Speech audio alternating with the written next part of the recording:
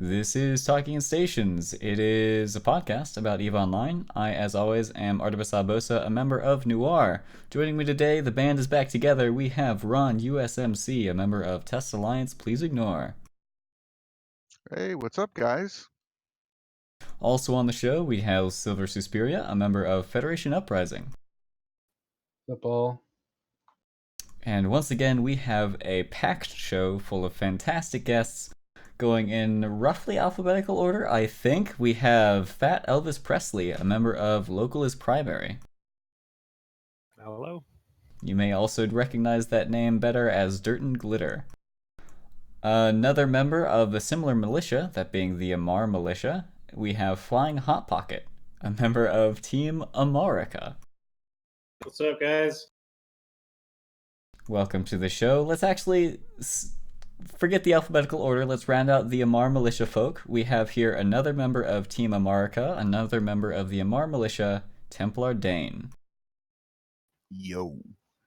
And a special guest from a very storied, is it like the oldest or the second oldest alliance in game? You'll have to tell me. Ushra'Khan. The member is Harkon Thorson. Hi. It's the oldest, definitely. No discussion. Awesome. I don't know if I'm being trolled or not, but at least a very well-storied alliance. Definitely go and Google them after the show to learn more, because it's a lot of interesting stories to tell. And the story we're going to be telling today is one about the treaty that you may have heard about on Reddit or on TIS or what other various news sources you may have, be it Corporation Scuttlebutt, if you will. There has been some collusion happening in the factional war zone. There was a treaty signed between the Amarr Militia and the Minmatar Militia, who are normally at war with each other. The details of this treaty and their theoretical impact, as well as how it has played out over the last 2 weeks, is exactly what we intend to discuss today. So let's jump right into it, and before we get down to the treaty, we've got a lot of players who maybe have never touched faction warfare before. They don't know what it is or how it works. Who wants to tackle explaining like I'm 5 how does do faction warfare? Don't all jump up at once. Elvis, how about you? I can just read the show notes I wrote. Right on, go for it. Factional warfare allows a player to fight for one of the 4 factions in EVE in a forever war to take the war zone. There are 2 war zones, one in the north and one in the south, Gallente vs Caldari and Amarr vs Minmatar. Minmatar and Gallente and Caldari and Amarr are allied and complex in each other's systems, each other's war zones, but flipping the systems by shooting the eye-hope can only be done by faction members of that war zone. The reward for plexing depends on the tier level for your faction. The tier level is based on how many systems your faction controls and what level the eye-hubs in those systems have been upgraded to. The upgrades require LP to be donated by players. Yeah, so basically, picture faction warfare as a big tug of war, right? And it's a lot like sob fighting happens. There are these complexes that you enter and you stay there to capture it over a timer, right? And you could fight over those plexes. And once you've captured enough plexes, you've won the system, and you just keep pushing forward and forward. And it's like a tug of war, right? Back and forth, right? It's kind of how it works. Yeah, pretty much. And your rewards for capturing plex are based on your tier, which is based on how much of the war zone you control for your faction. And then where we get down to these missions, factional warfare still has the mechanic where you can lock each other out of NPC stations, right? So if the Minmatar own a system with an NPC station, the Amarr Militia cannot dock there, which means that you can lock people out from their mission sites, right? And this is where the treaty comes in. So how did this treaty come about, first of all? What was the idea? Templar, Flying, you guys were the ones who came up with the idea, right? Well, Yeah. one's real quick though. Just so there's missions that you can run that you pick up from an agent, and you run those, right? And you get like money and LP, and then that's one thing. And then the other thing is you can go to the plexus, and this is what I see like Joe and the streamers do, is they go to the plexus and they fight like other players. So that's 2 different things, right? Yeah, you can O-plex or D-plex. If you're O-plexing, you go to the opposing militia's system, go to either novice, small, medium, or large plex, and they have different ship restrictions.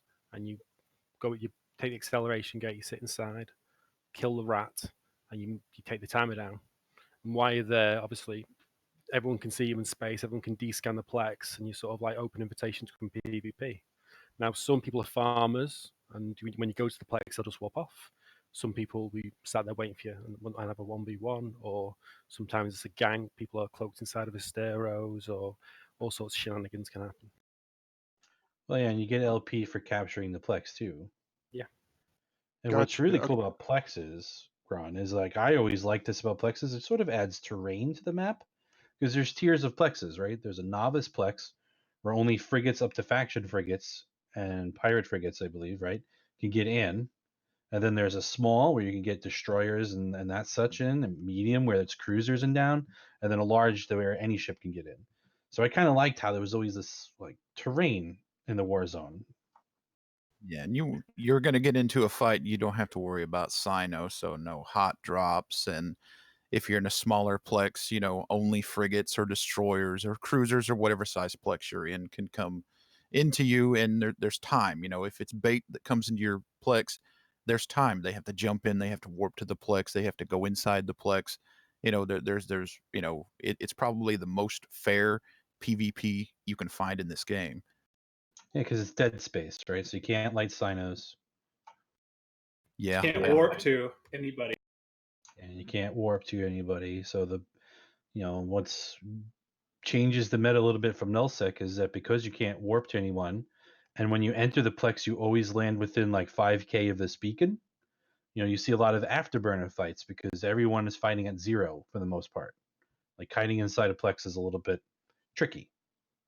So when people say, "How come ABs are in low sec silver and we never see them in nullsec?" Because fights generally start right at the beacon at 0. Yeah, so it opens up, brawling fits, brawling fits being viable. All right, so we've sort of set the board, we've explained the rules of a couple of the pieces. Let's now talk about the move that's been made, which is the treaty that was announced. I'm trying to find if anybody's got a link to the treaty they could throw me. I'll pull it up for people to check out. It'll be linked in our show notes as well. But what does it say? What does it mean? Both sides have captured the opposing systems where you pick up missions. So right now, Amarr control 3 of their agent systems. Minmatar only control 1, so neither side can really do missions. And the missions were balanced originally because they were really dangerous, but some changes over the years and players adapting have made these missions extremely easy to do. And even if you do lose a ship, like say every other mission, you're still making a decent profit because they pay up to it's about 120,000 LP per mission. Yeah, and Plus what's the plus- LP to IS conversion generally? It's 1,000 ISK to LP.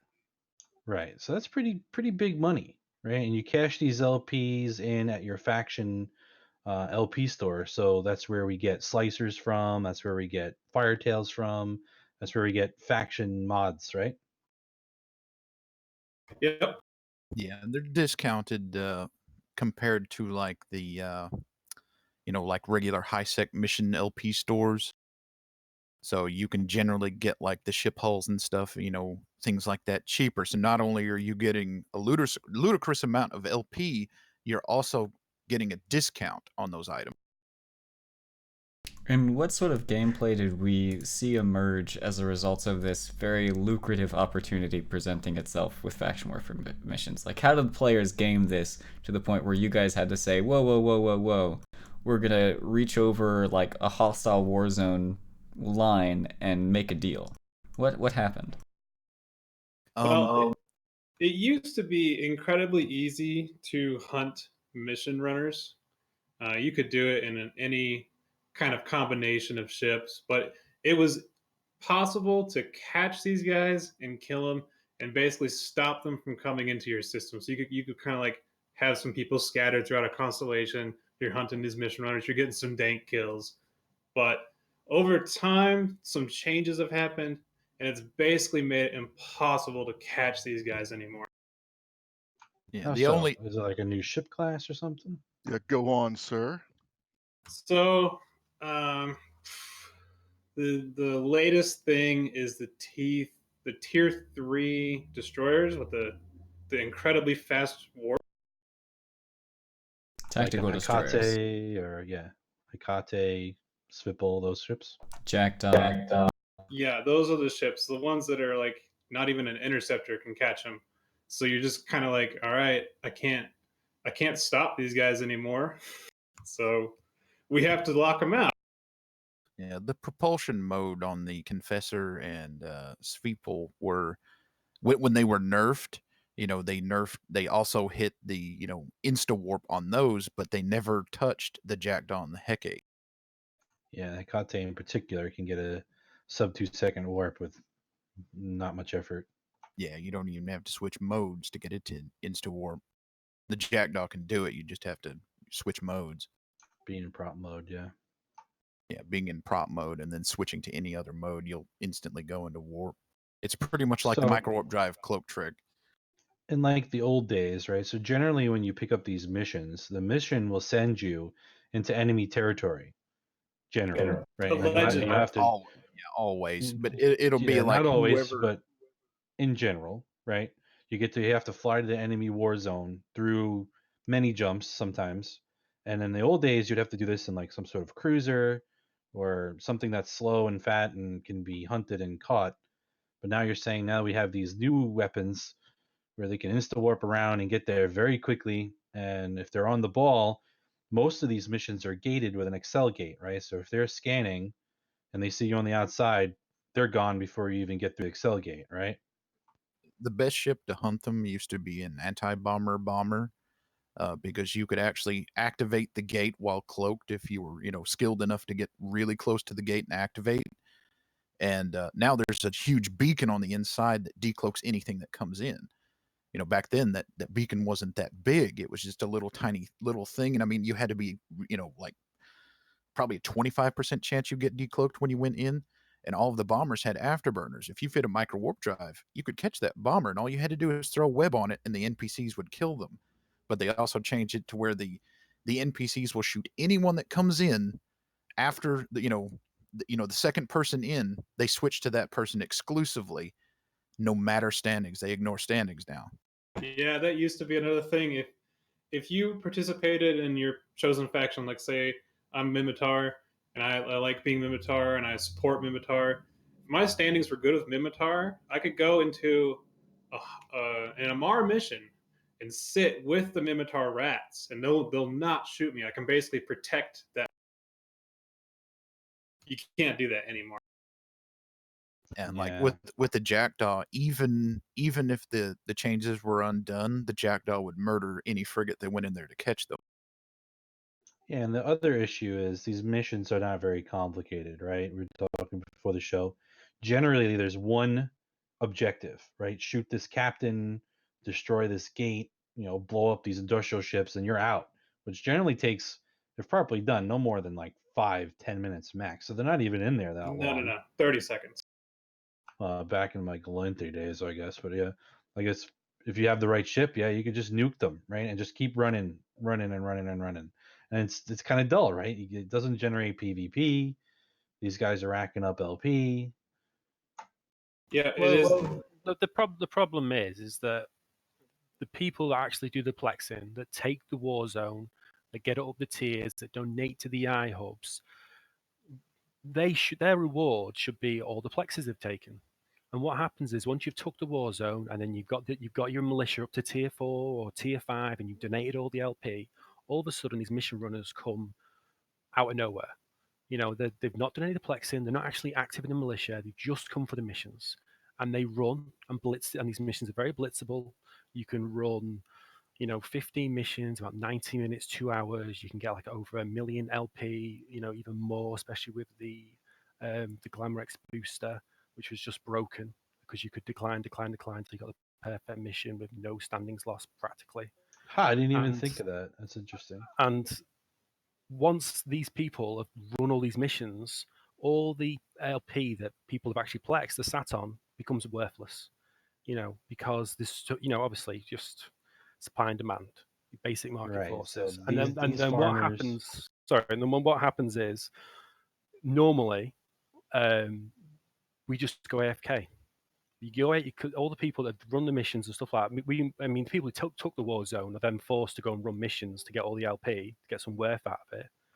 You know, otherwise you have any ships, and then you go AFK and you let the Minmatar take the war zone back, so your LP then be worth something again.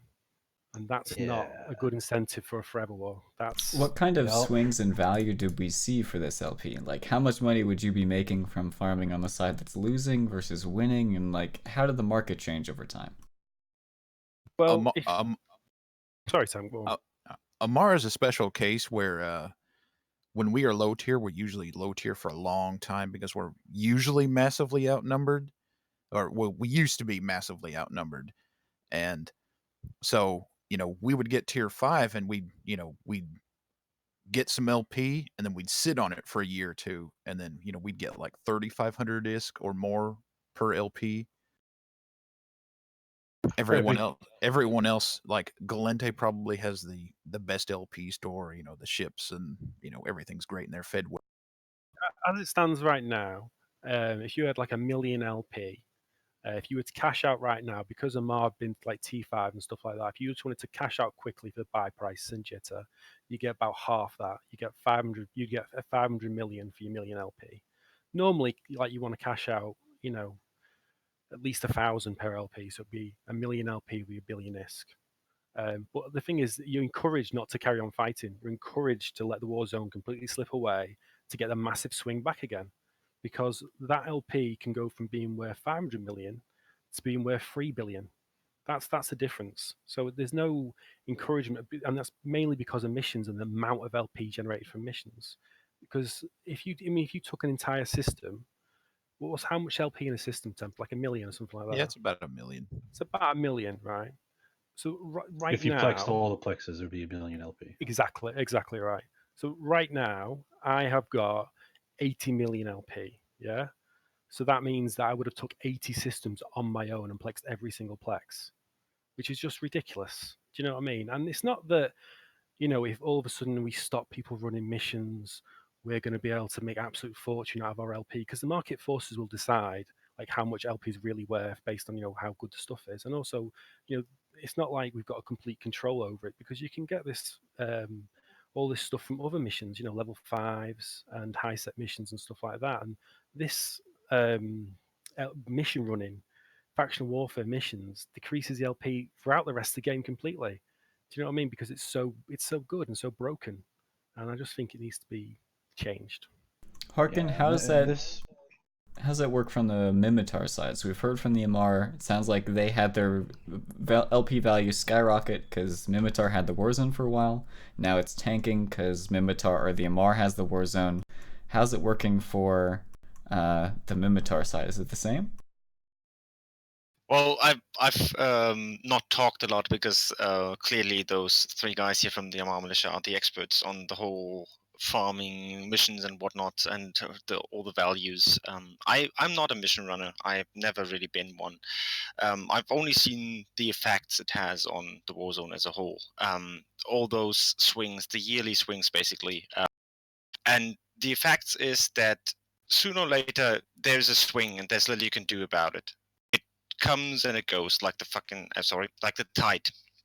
And the effect is that smaller groups, for example, can't hold any systems because sooner or later they get rolled over by people that want to have a high tier for the missions, and they just plex the systems up like crazy, and smaller groups can't hold themselves. And so over the last years, we've seen a decline in general in the amount of active players.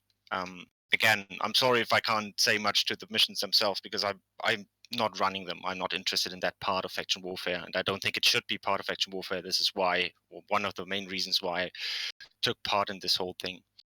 So, talk to me a little bit about it. Right. So the missions, you're talking about people who are external to the faction warfare, not role playing, but like the PvP part of it, right? So you got people that are watching the tiers and have alts in each militia and are farming the ones that have the highest value LP, right? And they're the ones that are swinging your LP value more than the PvP players. So Exactly. my problem with faction warfare was always these people made it strategically not even viable or smart to hold your war zone for too long because they're just going to swamp the market with all your LP stuff. So what drives the market down is they'll buy all of the firetails and dump them on Jitta so that you have this oversupply and that devalues the LP, right? Yeah, So the it only way to devalues combat the that LP is for so you to bad. yeah, so that you're not making any money anymore, but you've won. You're the winner, right? So now you're in a position where I can't make my money. I'm gonna have to sit back and let Amarr burn back some of the war zone, if not all of the war zone, so that the farmers flip to their side, and the switch happens, right? The pendulum swings. Yeah, like Galente LP will end up being so much, so much better value than like Amarr and Kaldari LP because there's so, billions of LP entering the system every month. When you're high tier, that the farmers will switch to the low tier side, and then there's so many man hours worth of plexing to do. It's thousands of hours, thousands of man hours to flip a war zone. That so many, like, I mean, we had bots. There were, I couldn't tell you how many bots. I was getting hundreds of kills, like what, every single day of just murdering these bots. And I mean, I didn't slow them down at all. So when you say bots, what do you mean? What do they do? Like they PvP or like They what's the plex. They bots do? run the plexes. So Bots they are warp in and they sit there and they kill the thing and then they just wait. Is that no, what they're doing or? no. They'll activate a new character that has no SP just about, and they'll just put him in a frigate and then go run some defensive plexes because you don't need any weapons to do those. All you have to do is run the timer down. So they'll just defensive plex for you. Well, the last two runs of bots were oplexers. This isn't Yeah, ac- I've this seen isn't a lot of those. this isn't the first time we've actually tried to do a mission interdiction. A few months ago, what we tried to do is we were in low tier, Amarr were in like tier 2, and we were getting some good PvP fights. But we tried to go in headshot all the Minmatar mission systems while they were in a high tier, and we got about halfway through. We had 5 of the mission systems, and what happened was a huge bot wave, and it was on Reddit and stuff, and CCP banned them all. They did catch on to it, but that caught us on the tracks because we just couldn't keep up with the deplexing. I was just logging all my characters on, deplexing as much as possible. We just couldn't keep. We just couldn't battle it. It was just too much. Yeah, so you have all these So external forces on what you're trying to do. hang Right? on, why do the bots come in and run the plexes if the money's in the missions? What's the connection there? Because Well, an alpha account can do the plexes. yeah, you So can. typically you got one person doing multiple things, right? They're running the missions, they're running their alts, they're running their bots, so they're cashing in on the whole LP system, right? Yeah, throwaway accounts. I mean, yeah, Mission runners and botters are different people. Mission runners are really at the keyboard. You really have to be for the missions. But the botters, you can just create a little macro and just throw together a bunch of alpha characters, like Templar said, and just tell them to go deeplex. And you don't have to pay attention to them ever because even if you close one plex, you've already made back that entire character and like 10 future ship losses for that character. the bots are the mission bots are. I'm sorry, the plex bots are all alpha accounts.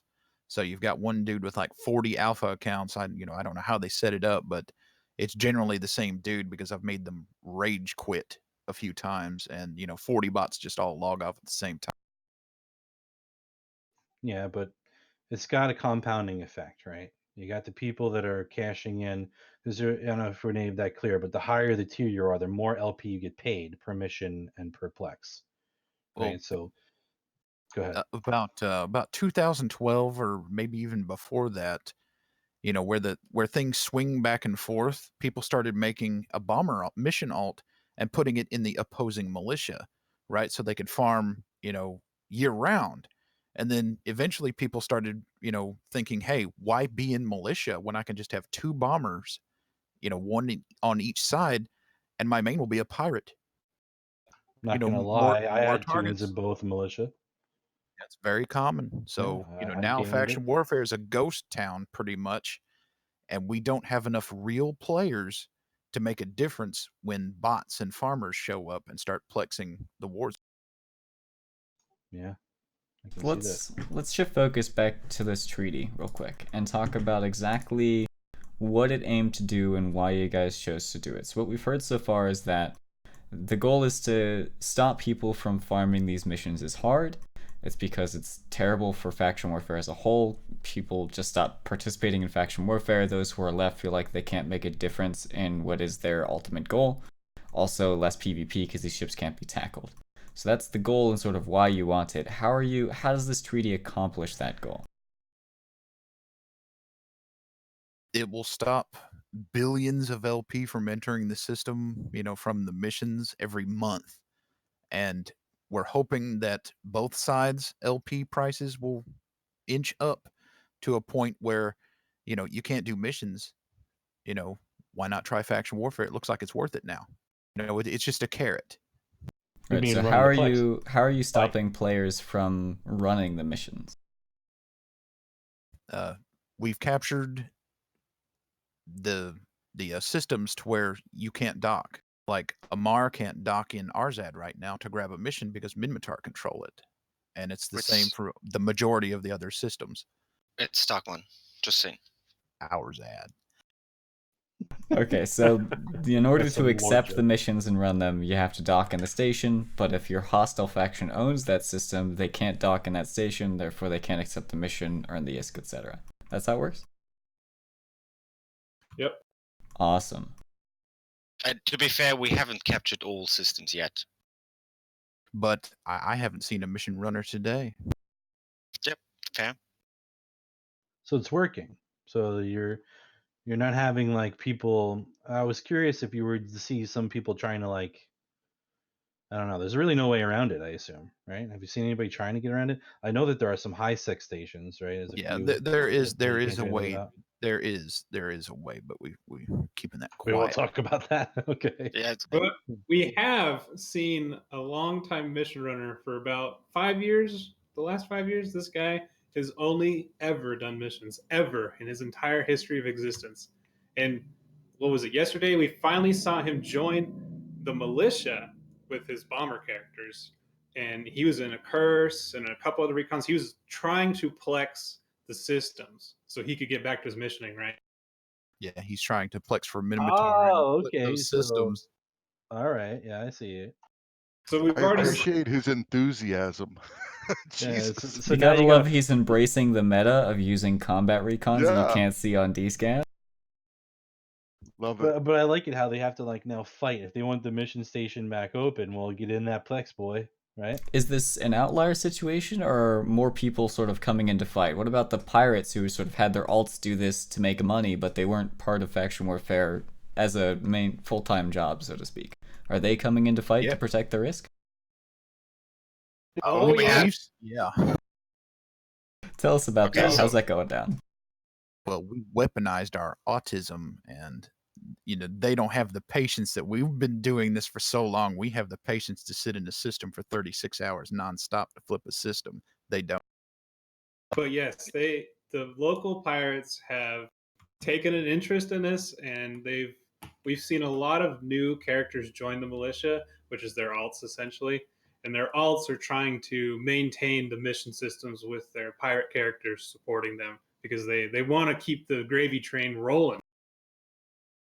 We have seen some groups at least. I don't think it's fair to say all pirate groups, but we have seen some of them do that, and some of them just chiming in because they know that we need to take certain systems, so they know where we have to be sooner or later. And that brings us to another problem that we currently have, which is that they removed the gate slide mechanic where you could easily get into a plex by just warping to the gate and sliding in without being able to be tackled.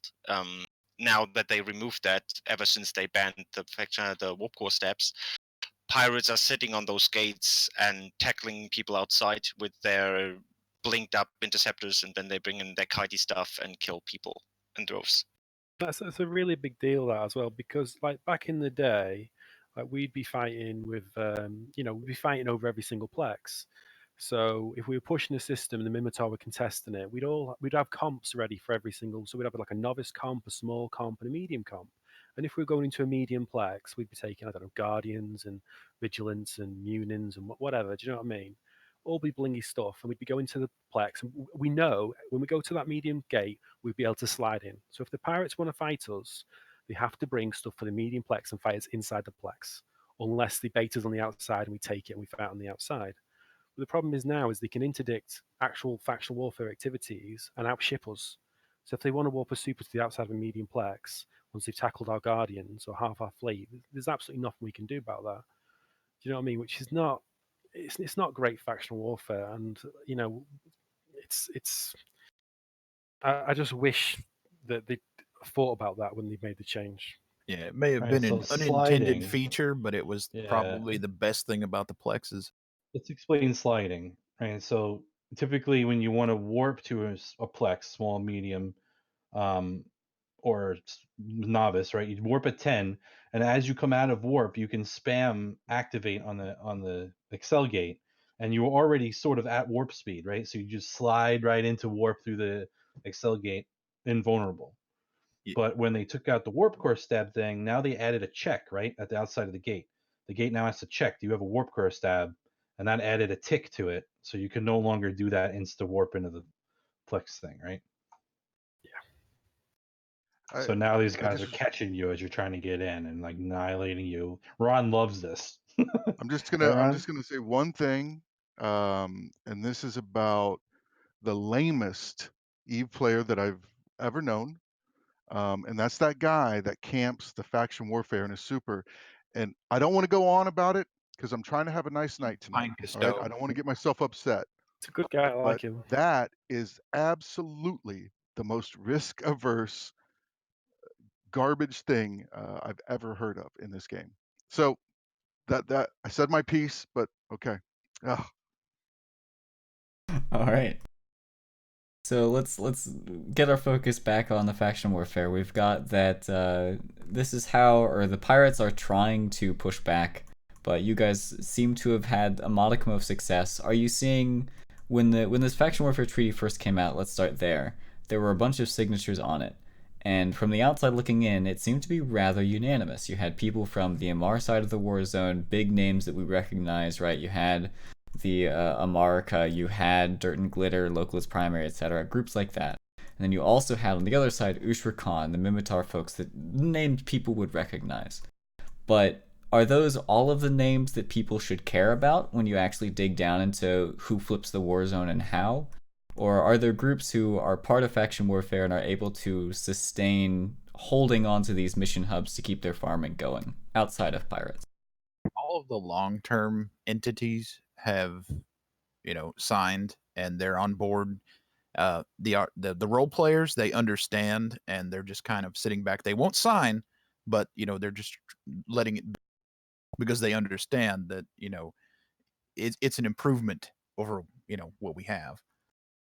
Well, to be fair, not all the long-term entities have signed. I mean, if you look at the treaty, you will notice that there is kind of an imbalance between the number of signatures from the Amarr side and from the Minmatar. Yeah. Minmatar The side has guys that always refuse to run plexes, well, and Minmatar they has don't always matter. been they might don't not fair to leave them out. So Minmatar has always been more focused groups, like bigger groups, and Amarr has this tradition of having a lot of small groups that shoot each other every now and then. So it's basically two big groups in Minmatar Militia right now. It's Smile and Wave, which is mostly Russian group, and it's Ushra'Khan. And we've approached Smile and Wave and we've tried to argue our case, but they think they can't sign that in good faith, and it's their good right to do so. Luckily, they haven't done anything to stop it yet. We'll have to see. And they are more focused on shooting people than running plexes, so we are lucky there, I guess. And then there's at least one small group in Amarr that hasn't signed, but I leave it to the Amarr to bread on them. Oh yeah, the loudest voice in Amarr opposed to it. Can't we captured his system, and he can't seem to get the system back over 15%. Yeah, Are you gonna- it was a co-op and local as primary clan of scavengers, and there was some. It was basically some like misunderstanding, and he set his terms, and then he decided that he didn't like.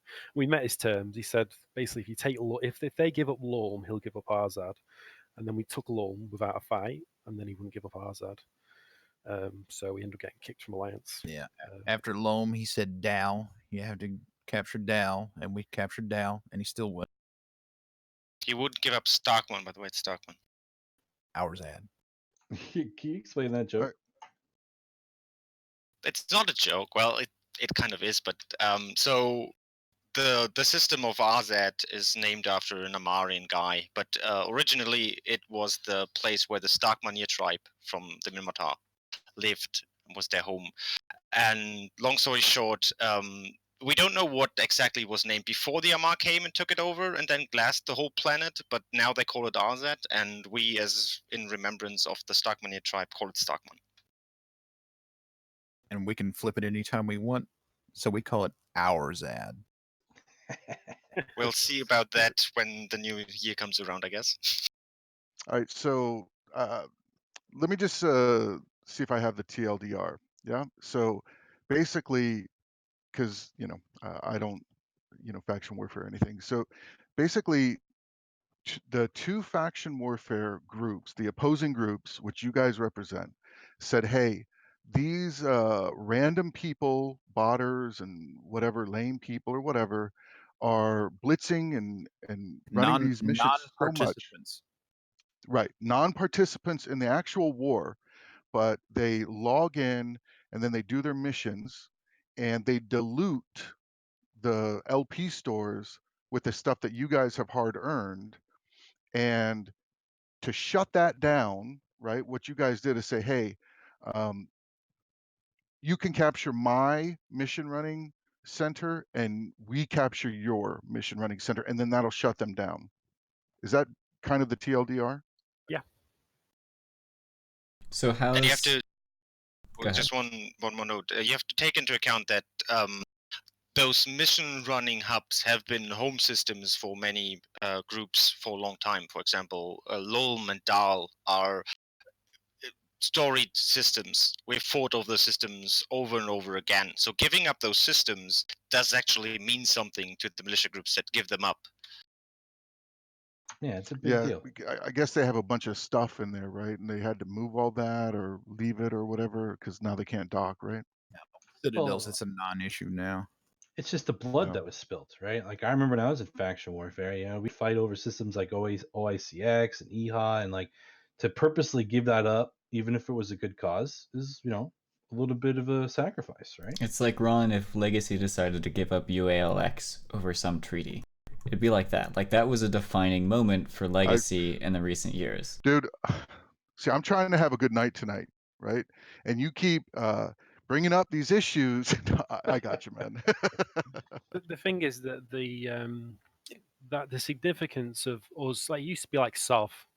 Do you know what I mean? You could take these things, you can push them out, but because of Citadels, it's lost its meaning. I mean, we used to be like, what's you'd that have to... interaction there? Explain that for those who are unfamiliar. I'll give you an example. When we were taking the war zone a couple of years ago, we took the whole constellation of Ugidi, apart from one system, which was Isra Beta, and that was the home system. What was the team? What was the corp temp? Ushra'Khan, yeah. And that was their home system. So we were trying to push the war zone from there, but we couldn't because they were sat in that system and they were constantly plexing that entire constellation, which we had to deplex. So we basically sieged that system, took that system, kicked them out, and then that stabilized that entire constellation, and we can move the war zone front forward. But because of Because Citadels, NPC stations, because they could no longer dock there. Yeah, well, yeah, Right? because So that's how you evicted them. Citadels didn't exist. Citadels didn't exist. NPC stations, they couldn't dock in NPC stations. That was it. They either had to put a POS up or just move out. So they moved out. It was fun. Yeah, great. and the nature of Plex fights is you're constantly having to reship. Now Right, with so now with that station Citadels, yeah. I mean, now with Citadels, it's a different kettle of fish because it's not just a case of Minmatar putting up Citadels. They can use free ports, and some of these free ports are owned by pirate entities that we just can't engage. Yeah, You know, untouchable. it's like we can't go and kill the Amarrica Keepstar. Do you know what I mean? There's nothing we can do about that. And if NC Dot want to like freeport their Fortizar and Isabata, then they're going to freeport it, and there's nothing we can do about that either. So the enemy it's can use it as a staging point, Yep. and then they can just forever attack the system, and you can't pull them out because you can't knock down their staging station. Yeah. Which is why you've seen in a lot of Reddit posts about making improvements for factional warfare is they want to bring in a frontline system, because you can't balance citadels around factional warfare. I don't think that's unrealistic, but you can balance factional warfare around citadels. And if you made a frontline system, then that would have the same sort of effect. It's like it wouldn't make any difference if you had a citadel, in someone's backyard, because the front line's already moved up. So frontline, you mean like planet side style, like you got like a front line of contestation, and only those systems that are touching the front line can be contested, like Yeah. sort of idea. Yeah, that's I've heard that idea before. It's pretty neat. Yeah, I like that.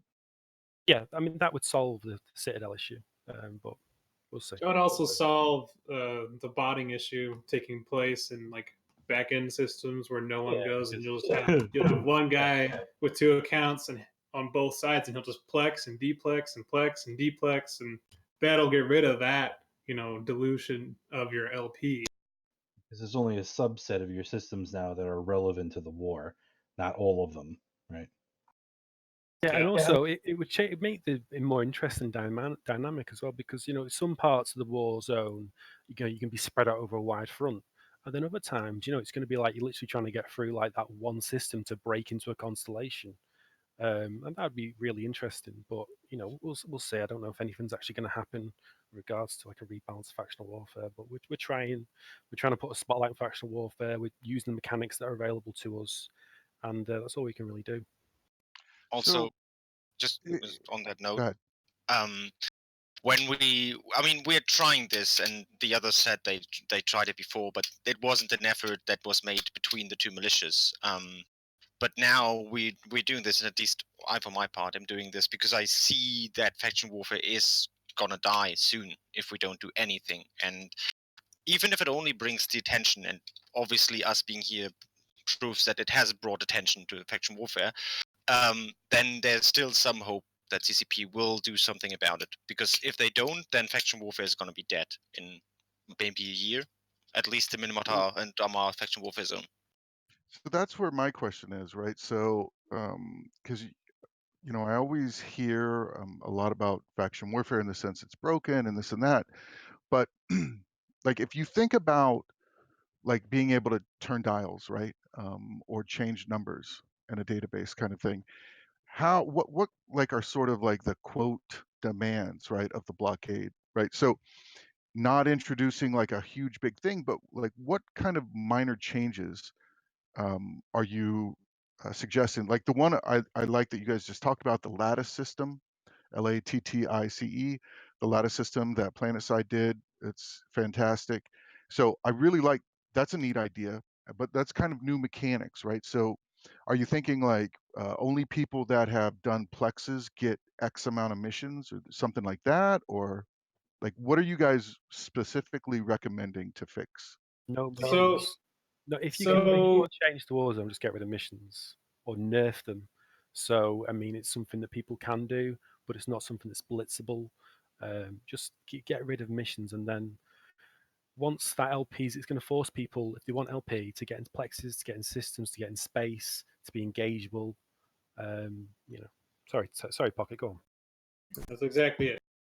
Yeah, if there's Just ditch plexers, the missions. there's going to be roamers hunting plexers. There's going to be more PvP happening.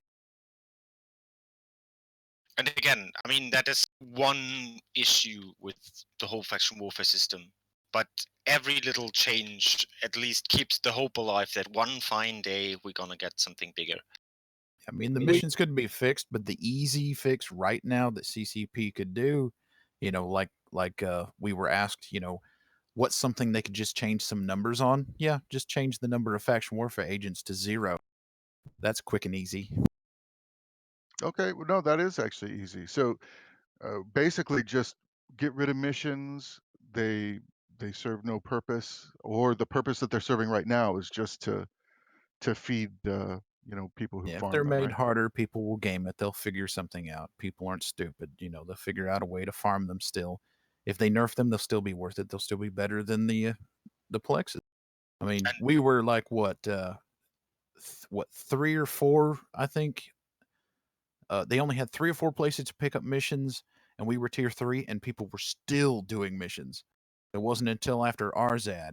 After Arzad, they only had 3. Yeah, when they had 3 agents left, then they stopped.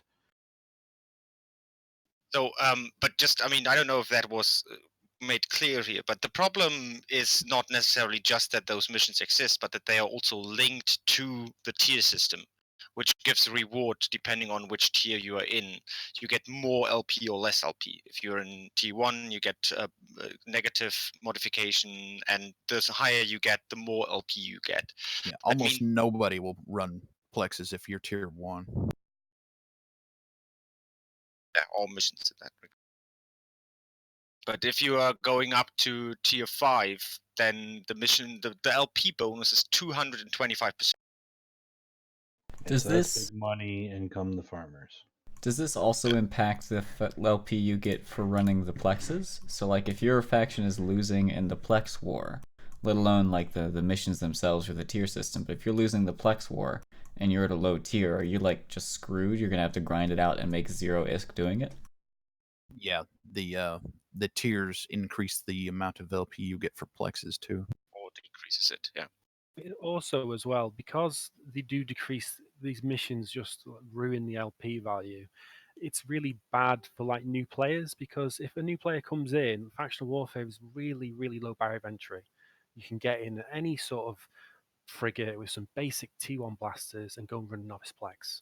And even at T1, you're going to get 5,000 LP, which you can then exchange and sell, and start making some money. Do you know what I mean? Straight away, maybe even do some PvP, join a corp, and like even a very small group of like 3 noobs in thrashes and like destroyers, blaster catalysts, they can go and flip systems and take systems and have real agency in the game. And it's really exciting, and you can't go and do that in any other area of space. You can't go and take Sov, but I mean, you could literally be 3 guys, create a new corporation, or 2 guys, and go and flip a system, and you can go and take that and then go and dock in the station and say, this is our system. And it's exciting, when you first do it. But I mean, now because of Citadel, it's not the same anymore. And also it's harder if you grind in T1 or whatever, especially if the LP's been depreciated, to actually make it worthwhile and look at it and think, maybe there's other areas of space I should go to. Yeah, and a lot of people think you have to roam and stuff for fights to sit in a plex. People will come to you. And on That's that Oh, note, totally. like the way it I've been impacts new players, CCP is focusing, I think they said 80% or so of their development time on new players. So I think we should stress just how big of a deal faction warfare could be, or even currently is, for new players. Like when I joined the game, it's like, yo, this PvP thing looks cool. There are a lot of solo PvP mixtapes out there. How do I do that?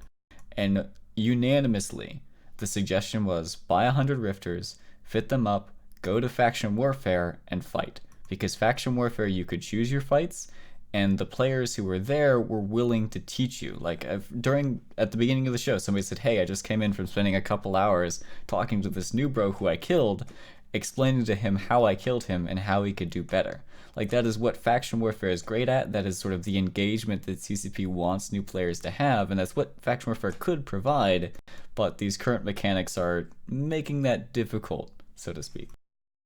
It's not only that. I mean, obviously, that is one of the main things that faction warfare can offer. Faction warfare is also a very casual, friendly environment to do PvP. When faction warfare is healthy, you can get into a fight within 5 minutes or less from logging in. You just go out and you have fun. You join the fleet, or at least you did way back when we still had proper population. You just join in, you join the fleet, you're in the fight. And it still feels like you're accomplishing something if you take a system. So there's still some kind of purpose that you can see. And if you look at Eve, I mean, you mentioned it yourself. Silver is also a good example. If you ask around how many of the veterans of EVE have been in faction warfare, you will find that it's a lot of people that went through faction warfare. But if you look at faction warfare way back when they went through it and the numbers, and you look at it now and the numbers, you will find that there is no generation that comes after it, because there's simply not enough faction warfare people left to fill the gaps that sooner or later will come up, because it's just not healthy anymore. So the kindergarten, in quote marks, of PvP is kind of dying out. And also, it's a great place. Like when I would lived in Nullsec originally, I used to go to factional warfare on like a Friday, Saturday night, in some frigates and try and get some PvP.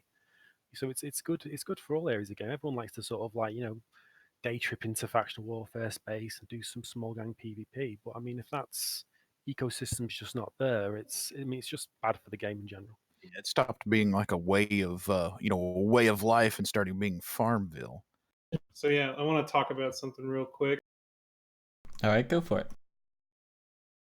We mentioned earlier that it takes to flip the system, it takes like 1 million LP you get from that. And that takes about 3 days of man hours plexing and dodging potential fights or fighting through enemies coming to get you. Now you can make that same amount of LP over 3 days in 1 hour of missions. And that's the key reason why we're trying to get rid of these. Yeah, I min-maxed the missions so I could have a screenshot on a new character. The amount of LP that I got in 8 days, 100 million LP in 8 days. Whew. Translate that to ISK, like at the low end, 500 ISK per LP. That's what, 50 billion? I'm bad at math. I mean, Yep, that's 50 billion. That's right now. If you wait a year, when Amarr's in the crapper, that'll be like 4 Titans. Yeah, I got quite a bit of Galente LP bank still. The current mechanics of missions and having all that LP to sit on means you're encouraged to watch your militia go into the crapper, so your LP's worth some money. That's the issue. Spend hundreds of hours in a plex. Let in them plexes. fight over. I'm gonna wait until it's good for my bomber alt. I'm gonna PvP somewhere else with my Nyx or something. And if I lose it, oh man, I got a bomber alt. I can just go. Right on. It's interesting to see that faction warfare is in such a state. I'm really happy to see that, players aren't just sitting around saying, hey, CCP, fix this, and when it doesn't happen, you're like, well, Eve is dead, moving on, now let's go play WoW Classic. I'm glad to see that you guys are like, listen, we have a possible solution to this, let's do it ourselves. Let's show CCP what could be done, and let's do it ourselves and make this thing happen. I'm really happy about that, and I'm especially glad, like, 2 weeks ago when we were planning this show, the treaty was just announced. We didn't know what was going to happen. No systems were captured yet. It was just a thing on paper where people had promised, quote unquote, to do the thing, or rather not do the thing in this particular case. And so I'm glad to see that not only one, did you guys put pen to paper and say that, but also put your money where your mouth is, capture those systems, make it happen, and see some success. So that's a really good thing to see. So we're going to go ahead and wrap up the discussion on faction warfare. Thanks again to our guests here for explaining that to us, giving us the deep dive, the explanation of what this faction warfare treaty means, why they're doing it, and some pain points that the faction warfare community has been seeing as of late. But with that being said, let's jump into some news items that we have just to wrap up the show here. First of all, you may have experienced but not seen, because that's the way patches are happening in the era of chaos. There have been some changes to the warp drive, or pardon me, that's the wrong screenshot, there we go. Changes to the way warp is happening, so all cruisers, battle cruisers, and battleships now warp faster than they did before. Also in this change, autopilot has been adjusted so that you land 10 kilometers instead of 15 kilometers from a gate. So let's give a moment. Faction warfare players, how does this affect your gameplay? Happy, sad, thumbs up, thumbs down, what do you think? That's great. I like it. All right. Not the autopilot thing, though. Wish there had been patch notes, the day before, so I could have bought a bunch of Macarials. How about our Nullsec folk? Ron, Silver, what are you guys thinking? How you like this? Awesome. Perfect. I love it. One of the the main problems with having larger ships in comps, is when you fleet warp, you're at the slowest speed of, the slowest ship in the fleet, right? So I hope this starts to open up some doors and be able to bring in some larger ships. I think it's great. Love it. Cinnables can warp at near 10 AU a second. What's that? Cinnables can warp at near 10 AU a second now. It's absurd.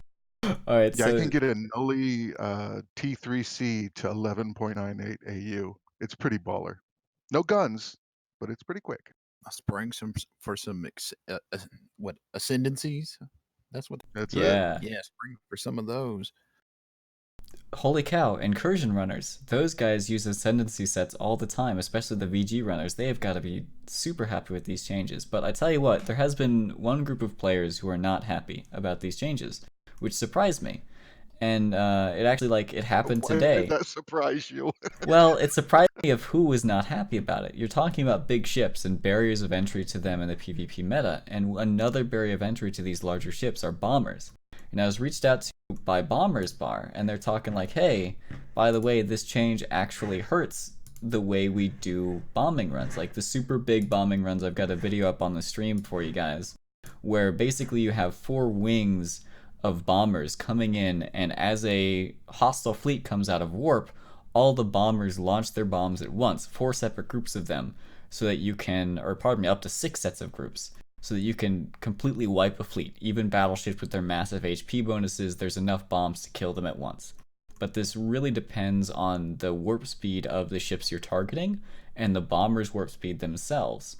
And there are some funky mechanics with it, but the TLDR is with the increased warp speed of all of these ships, cruiser and especially cruiser, also battle cruiser fleets are basically unbombable unless the FC screws up or they get bubbled. So you can warp out, you don't even have to worry about defender missiles. It doesn't matter anymore. You just warp. Click warp. There's no way the bombers can get the bombs in time because of the bomb travel speed and also the bomber warp speed. Because bombers themselves, back in 2014, I believe it was, had their warp speed nerfed, such that it makes it the case that battle cruisers and cruisers don't care about bombs anymore. You don't even have to care about your defender's missiles. As long as your FC is paying attention and you're not bubbled, go away. You're on your merry way. It doesn't matter. I don't understand that. So it. Cry me a river, dude. You want what don't you understand? Bombers, come on, man. So the warp speed was increased, not the warp acceleration. Yeah, but the warp speed has to do with when they land. So when you're probing and when you land determines when the prober is probing them, you land at discrete values. And so the prober has to hit those discrete values in order to warp his bombers in. And all of that calculation rolls down to it's more unlikely the prober gets the right probe cycle. It's more unlikely that he has enough time to recognize, hey, they're landing now, etc., etc. Bullshit. Yeah, some people call it D-scan. Some people call it D-scan bombing, and I have to tell you, they just need to stop talking. To be honest, they're lucky they don't get nerfed to the ground. Because they're so out of control with the bombers and the wormholes.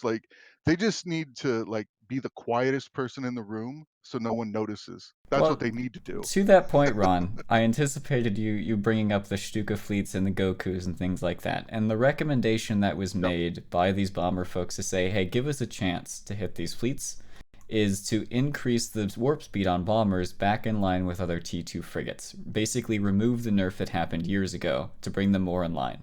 And that would not affect Gokus or Stukas, because Gokus and Stukas are limited by the destroyers in their fleet, not by the bombers. The destroyers already warp slower, so an increase in bomber warp speed is not a buff to those fleets whatsoever. It only helps bombing fleets. So that is their recommendation.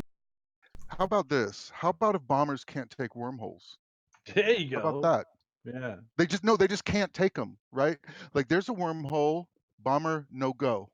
Turn around, take the gates like a man. Dude, bombers are way OP, and this is a minor nerf.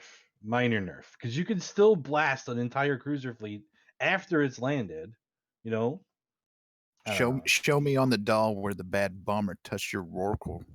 All right, let's let's talk about some other things. Let's get to actually. Okay, we're not going to a less divisive topic because now we're going to talk about Killa B resigning from the CSM. That happened. Sort Dragon is now taking his place as the 13th member, or pardon me, the 11th member on the voting ballot. Marquee Dragon.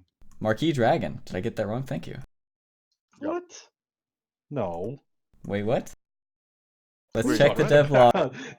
Whoa. Check the devlog. Hold on. Ron, it is definitely not Marquee Dragon. Oh, my It's- bust. Oh, We my will look forward to bust. working with Sort. I swear to It's- God, I thought that was Marquee Dragon. Oh I was my like, wait, what? god. Sword Okay, is so gonna now that kill we've you. got that figured out, Sword Dragon's going to the CSM, Killa B is off, he has resigned. If you're interested in hearing more details about the nonsense going on, more factual details, Killa B came on Talking in Stations himself, gave us an interview. You can go check that out at talkinginstations.com. Alright, let's move on less to our dramatic than it appears. less dramatic. Don't spoil it. People love the drama, Silver. It's Let's ridiculous. let's bring the drama back. Let's talk about something everybody loves to hear about, which is skill points.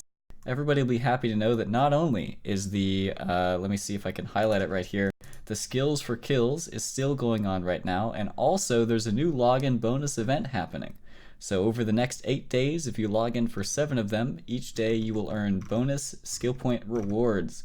The first day is a massive one. If you're Omega, you get 275,000 skill points combined as the Alpha and Omega rewards. And then over the next few days, you will also get more and more. I don't know the final tally, but suffices to say, given all you have to do is log in the account, you don't even have to select a character, just select redeem, dismiss, and close the client. Definitely worth your time. So, two things. So, the first one is I'm really happy that Killa B made the choice that he made because, one of the things, and we've talked to him a couple of times, at the end of World War B, like he got, too involved in the game and it like really hurt, his social life and all this. And he was like having trouble. So I'm super glad that he's making that decision because it's always, always real life first, always. So awesome. I think that's great. The CSM will be, poorer for it because he's a very intelligent and knowledgeable player. But I'm happy for him. Yeah, and the second thing is this skill points, man. Dude, rock on. I love this kind of stuff. I do too. They're back at it. Rock and roll, man. Every day. It's really good. I like the skill points too. Alright, and that is the last bit of news we have to talk about. Well, barring some other news that was otherwise classified as something you might not know.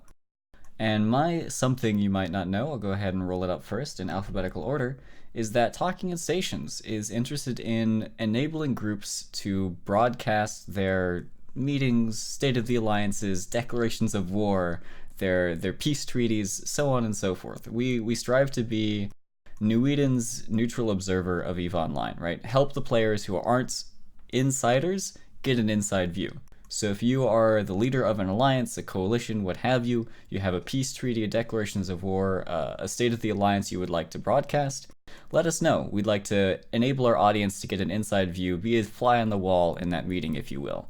So that is my something you might not know. If you're interested, get in touch with myself or Matterall, of course. Let's turn our eye over to our guests now, and going in alphabetical order, we have Fat Elvis Presley. What is something our audience might not know? If you're in militia and you kill other people in militia, you'll lose standings and get kicked from militia.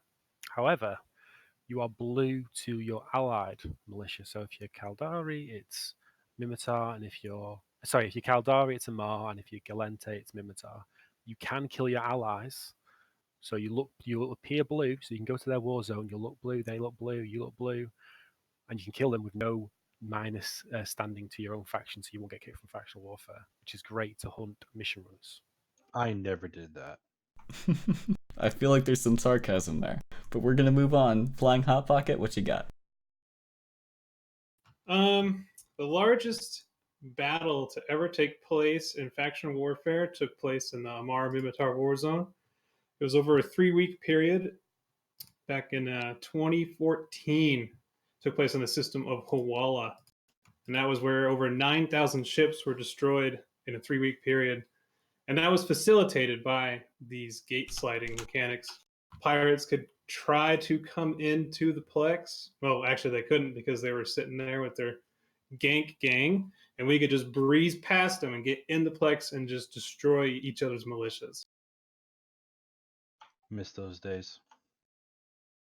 Right on. Next up down the list, Harkon. You got something our audience might not know? Could be lore, could be mechanics, could be history of a player group. What you got? So first of all, whose side won this engagement, Pocket? The Minmatar won this one.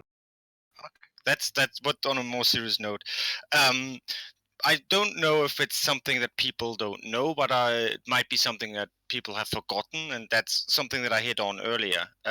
Faction warfare is where a lot of people learn PvP, or at least try to, in my case.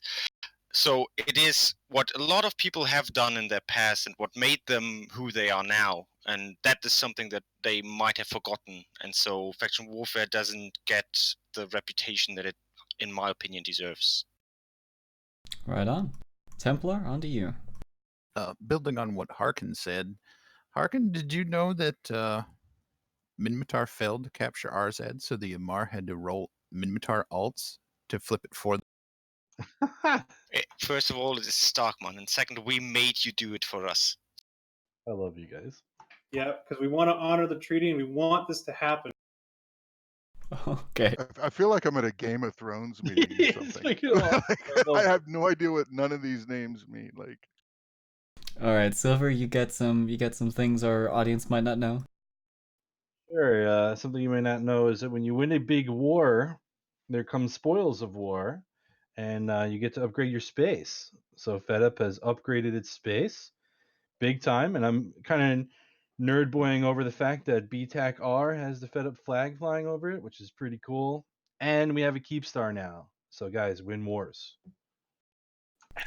All right. Good advice. Just win, forehead. All right, Ron, round us out. You got a something our audience might not know? something the audience might not know. So one, I've been secretly doing abyssal things, but I do them in private because it's embarrassing, obviously. And I would say the second thing is,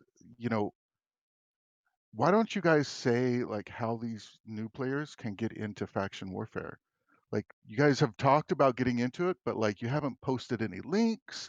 You haven't how do people get in touch with you, or like someone who listens to this like on Tuesday next week, like how do they get involved? What you can do to get involved is to look at this list of signatories, seek out these corporations' public channels, and ask to join up. And they'll give you instruction on how to help this war zone improve. Or you just go to your tool. Is it call it the neocon menu? You go down to where is it? Can't even find it. Utility? No. Agents. Yeah, sorry. Activity. Yeah, activities at the top. Click on factional warfare, and you'll see it right there. And you can literally see what factions are in your area. You just go to like a Galente station. It'll have a factional warfare office, and you just enroll. Do you know what I mean? You can just enroll in any faction you want, and just take a dip. And if you don't like it, you just unenroll. I would also say that Jun Tan made a fantastic video on his YouTube channel. I think it's called like how to learn to fight in faction warfare or something like that, where he goes through not only like good fittings for PvPing, solo PvPing in faction warfare, but he also talks you through this is how you join, this is the buttons you need to click, this is the impact that's going to have on your gameplay and other areas of space, because you got to remember, if you're joining faction warfare, that impacts how you interact with Empire space, right? Fed up here, Silver was talking about on the show multiple times how it's weird to go to Jita, because Galente pilots are locked out, or at least they'll be actively hunted and killed by NPCs if they go to Caldari high-sec space. And players camping the Jita undock. Yep. So I still definitely, think people in faction warfare should be able to wear uniforms. That's my only suggestion for faction warfare. Start a said new we- who alpha said we account don't? and train an industrial on an alpha account, and then use contracts to trade back and forth or deliveries if it's a citadel. Yep, or there you go. join, or just join an established group, and they've already got their own logistics set up. D&G is recruiting, by the way. I'm sure all of our guests here have alliances or organizations that are recruiting. Thanks again to our guests. We have representatives of Ushra'Khan, Localist Primary, otherwise known as Dirt and Glitter, and Team Amarrica. Thanks, guys. Thank you to all the signatories of this treaty for making some good news and an interesting show topic for us. If you'd like to hear more about other interesting show topics, you can go to talkingstations.com. We've got all of our shows. We've also got new articles written, the things people read like while they're sitting on the toilet or something. You can go and do that too. And you can find it at talkingstations.com. We're live every Wednesday, 23:59 Eve time with the midweek show. We've also got Sundays at 1600 UTC and some other shows in between like The Whole Story and Mad Isk and Today and Eve Online. So definitely tune in, check it out, and thanks for tuning in this time. See you again.